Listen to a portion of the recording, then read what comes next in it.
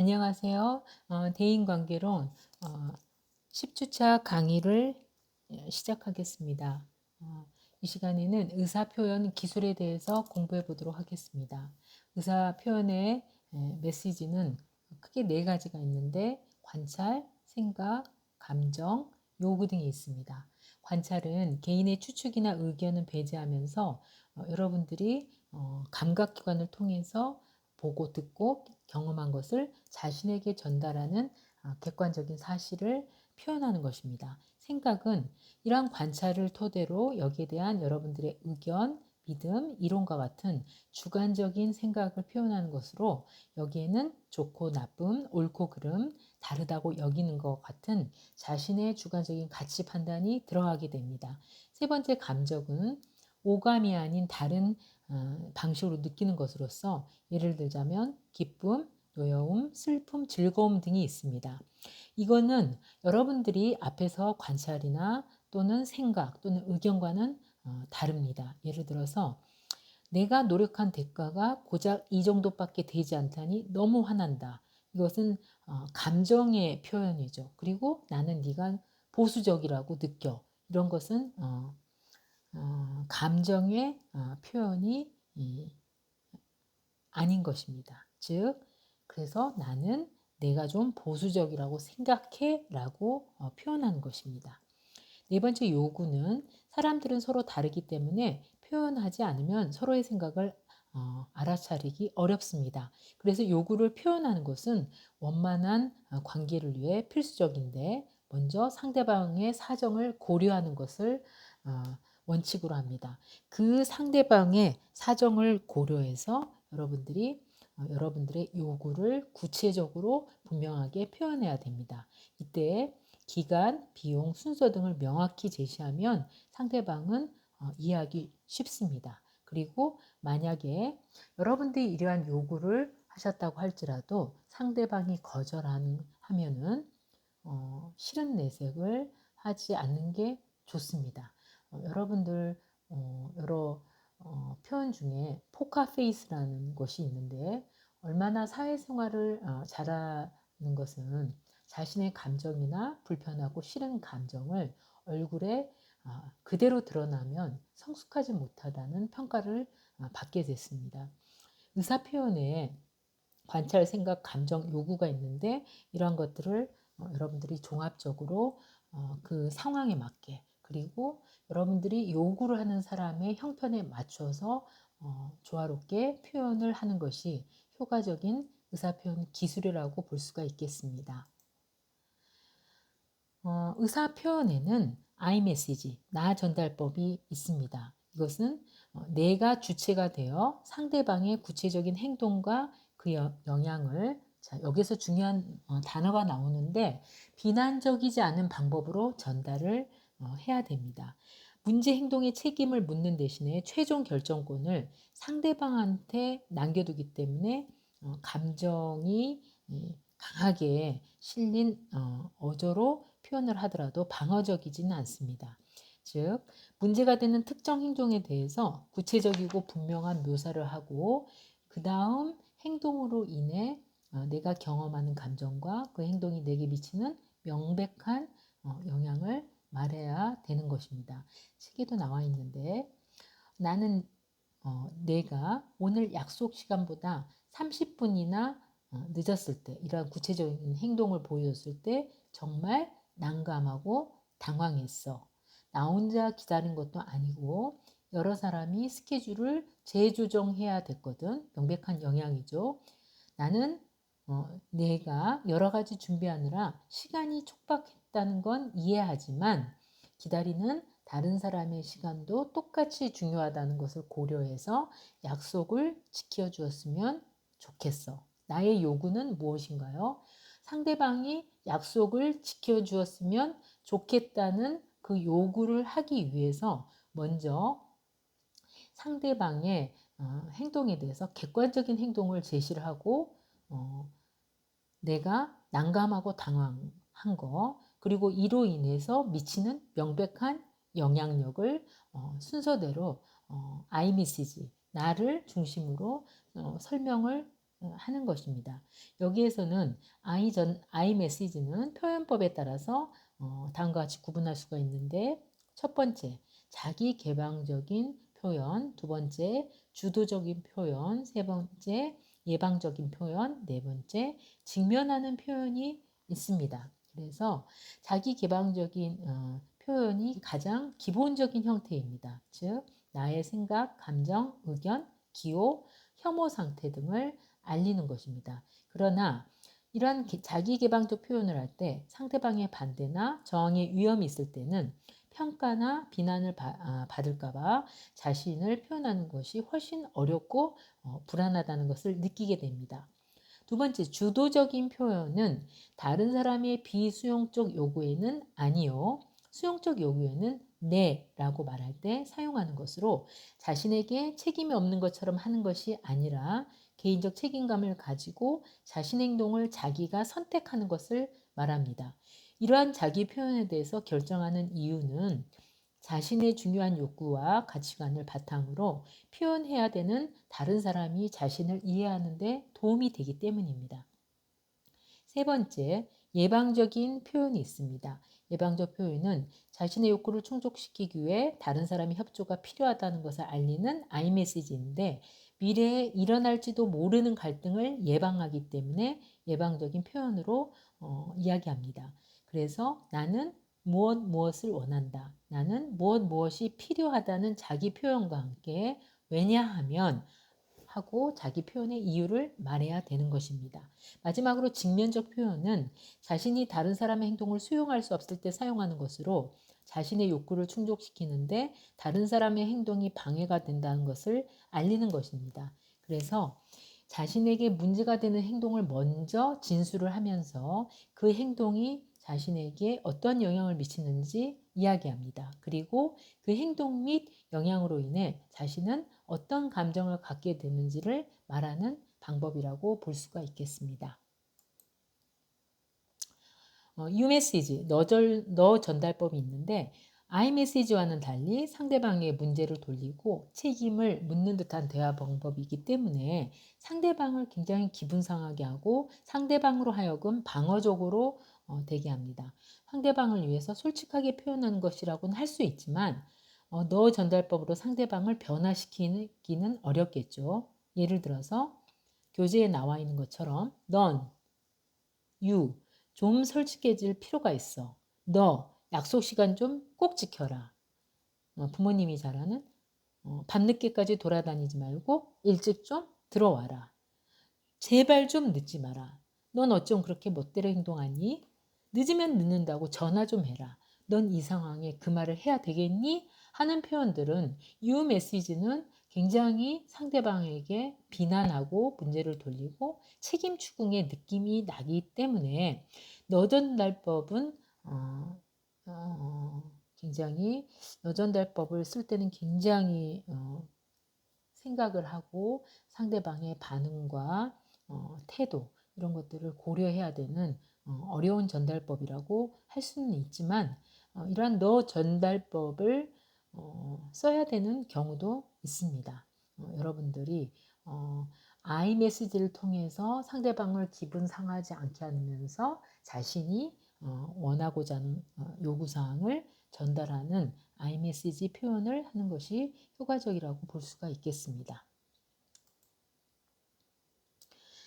효과적인 의사 표현에서 의사소통을 할 때 갈등이나 감정적인 어려움이 생기는 이러한 경우에 비난하는 습관, 흑백 논리로 판단하는 습관을 버리고 자신의 감정을 살펴서 이를 받아들이고 솔직하게 표현하여야 됩니다. 흑백 논리의 가장 큰 위험은 자신을 상대방의 반응에 대해 지나치게 민감하게 반응하도록 해서 정체성을 불안정하게 하는 것입니다. 정체성을 잘 유지하기 위해서는 자신의 정체성 요소를 인식하고 다각화해서 상대방을 지배하려고 해서는 안 됩니다. 그리고 상대방의 반응에 대비해서 한번 상상해 보는 것, 앞으로를 상상해 보는 것도 효과적인 의사 표현이라고 생각할 수 있겠습니다. 첫 번째로 목적, 역할, 그리고 기대를 명료화시켜야 됩니다. 의사소통을 할 때 효과적으로 하기 위해서는 목적과 역할과 기대 효과를 먼저 밝히는 것입니다. 서로 만난 자리에서 의사소통은 대상의 특성과 경험 내용에 따라 다를 수 있지만 아주 애매한 상황에서 이루어집니다. 그래서 의사소통의 목적을 분명히 하고 자신의 역할과 상대방에 대한 기대감을 확실히 해야지 불편한 감정을 줄일 수 있습니다. 예를 들어서 여러분이 사회복지사가 돼서 클라이언트를 만났을 때, 처음 만났을 때 반드시 이러한 목적과 역할과 기대에 대해서 먼저 알려주시고 의사소통에 들어가는 것이 효과적이라고 볼 수가 있겠습니다. 두 번째는 질문이 있는데 질문은 목적, 역할, 대화 내용을 명료화하거나 경험이나 정보를 나눌 때 반응을 확인할 때 집단 상호작용을 촉진할 때 아주 다양하게 질문 기법을 씁니다. 그러나 왜라는 질문은 굉장히 비난적이고 책임 추궁을 하는 느낌을 유발하기 때문에 상대방을 방어적으로 만들 수 있습니다. 그래서 개방형 질문을 주로 쓰게끔 하는데 폐쇄형 질문, 예, 아니로 끊어지는 폐쇄형 질문은 예를 들어서 아주 특수하고 중요한 정보를 얻을 경우에만 쓰시고 되도록이면 개방형 질문을 통해서 의사소통을 아주 부드럽고 유연하게 할 필요가 있습니다. 세 번째, 초점을 맞춰야 되는데 초점 맞추기는 어떤 부분을 강조하거나 집중적으로 다룰 때 사용하는 기술이고 특별히 고려해야 될 핵심적인 내용을 선택해서 해결하는 것입니다. 짧은 시간에, 단시간에 효과적으로 사용하는 방법이 초점 맞추기 의사소통 기술이라고 볼 수가 있겠습니다. 부분화는 초점을 맞춘 영역이 복잡하고 큰 경우에 범위를 좀 더 좁혀서 집중적으로 다룰 때 사용할 수 있는 기술입니다. 예를 들어서 토론 과정에서 큰 문제이거나 관심사 또는 복잡한 현상을 서로 작게 구체적으로 나누는 것입니다. 이렇게 부분화를 해야 될 때는 긴급하게 우선적으로 다뤄야 할 명백하고 직접적인 문제와 밀접하게 연관될 수 있습니다. 문제를 대표하는 부분 소통에 대한 묘사, 대화를 유발하는 것, 두려움을 극복하고 철회할 수 있다고 여겨지는 부분에 따라 기준이 매우 다를 수 있습니다. 여러분이 부분화시킬 때는 굉장히 많은 스킬이 필요하다고 볼 수 있겠습니다. 정보 제공 및 교육을 위해서 의사소통을 하는데 효과적인 의사소통을 위해서 현재 상황과 관련된 정보를 적절하게 제공하는 기술이 필요합니다. 여러분들이 사회복지사라면 지역사회의 다양한 프로그램이나 서비스에 대한 정보를 제공하는 것이 그 예가 될 수 있습니다. 그러나 정보 제공이 정보의 수용, 거부에 대해서 자유롭게 선택할 수 있는 여건에서 이루어져야 되고 객관적인 사실과 주관적인 의견을 반드시 분명하게 구분지어서 정보를 제공하거나 교육시켜야 되는 점이 있습니다. 자기 개방이 있는데 적절한 자기 개방 또는 자기 노출이라고 할 수 있습니다. 자기 개방과 자기 노출은 의사소통을 원활하게 하는데 매우 중요하게 사용됩니다. 이것은 상대방이 도움이 될 거라고 판단할 때만 적절하게 개인적인 감정, 경험을 노출시켜서 함께 나눌 수 있는 장점이 있는데 이렇게 되면 라포 형성도 굉장히 깊어지고 소기에 달성하고자 하는 목적을 이룰 수가 있게 됩니다. 그러나 자기 개방과 자기 노출의 한계를 여러분들이 지키셔야만이 이것이 효과적인 의사소통으로 연결이 되는 것이지 무작정 신뢰감을 형성하고 친밀감을 형성하기 위해서 너무나 많은 과도한 자기 노출은 오히려 효과적인 의사소통을 방해할 수도 있기 때문에 이러한 자기 개방이나 자기 노출의 한계를 지키시는 것이 굉장히 중요하다고 볼 수 있습니다. 재구성은 문제 상황이나 이러한 문제 자체를 새로운 방식으로 보도록 돕는 방법입니다. 정해진 구조에서 불편한 느낌을 인식할 때 사용되는데 현재 의사소통 구조를 바꿈으로써 효과적으로 대화를 이끌어가게 됩니다. 집단적 상담 과정, 의사소통 과정에서는 집단원들이 의견을 나누고 스스로 특정 상황에 대해 적합한 선택을 할 수 있음을 인식하고 좀 더 긍정적으로 의사소통의 패턴을 구성해야 될 것입니다. 직면은 생각이나 감정 또는 행동을 나타내는 데 있어서 상호간에 일치하지 않거나 모순점이 있을 때 사용하는 기술입니다. 상대방의 언행에서 모순을 직면할 때는 반드시 온전과 관심이라는 전제 조건이 있습니다. 왜냐하면 직면 전으로 굉장히 당황할 수도 있고 충분히 공감하고 지지하는 의사소통이 이루어지지 않는다면 이 직면의 효과가 크다고 볼 수가 없기 때문입니다.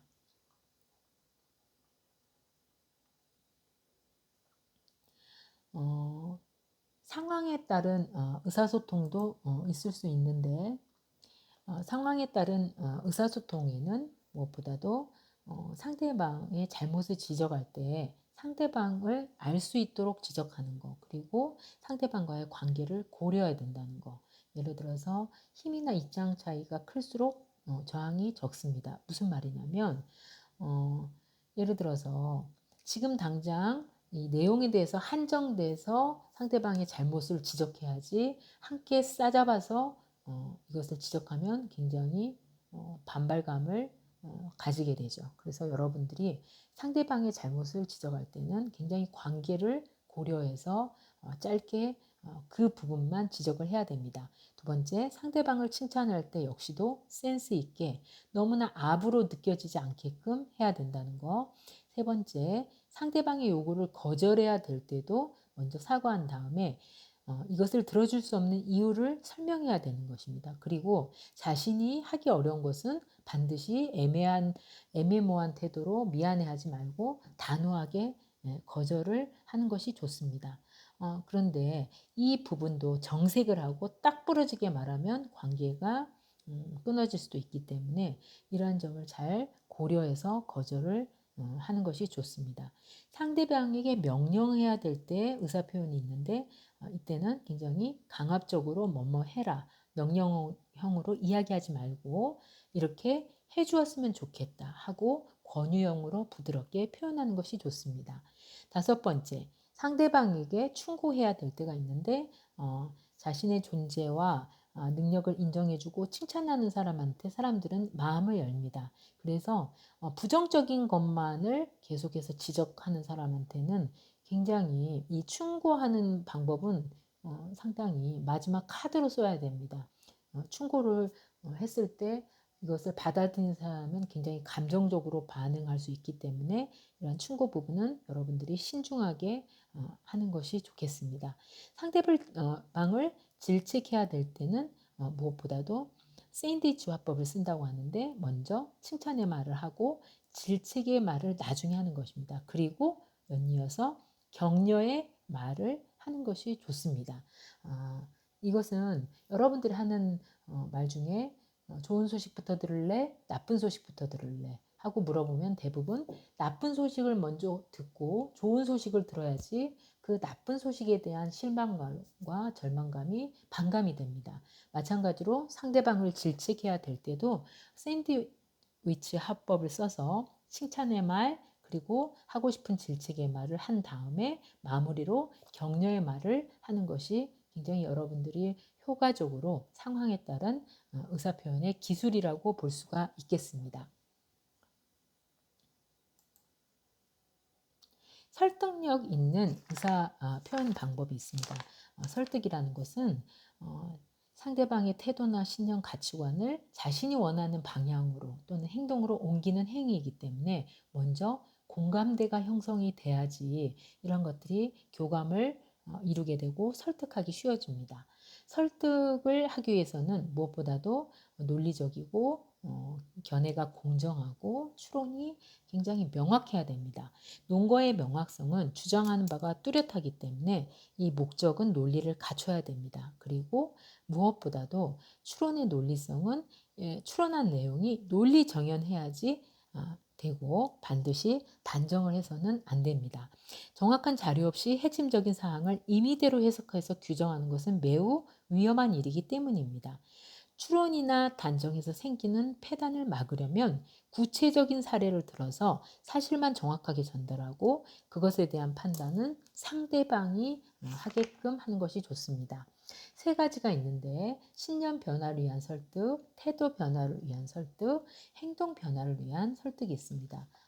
신념 변화를 위해서는 무엇보다도 이러한 신념이 참 또는 거짓임을 입증해서 말하는 방법이고, 태도 변화라는 것은 울포트가 이야기한 것처럼 사람의 반응에 그 태도를 바꾸기 위해서는 무엇보다도 듣는 사람의 태도 변화를 위해서 주장을 펼치고 이것을 유지시켜 줄 수 있는 증거들이 수집이 돼야 됩니다. 세 번째, 행동 변화는 굉장히 중요한데, 행동 변화를 위해서 의사소통을 하는 것은 말하는 사람이 상대에게 행동 지침을 제시해서 좋은 생각을 행동으로 옮기겠다고, 실행에 옮기겠다고 유도하는 것입니다. 그래서 여기에 대해는 해결책까지도 반드시 제공을 해야 된다는 유의점이 있습니다.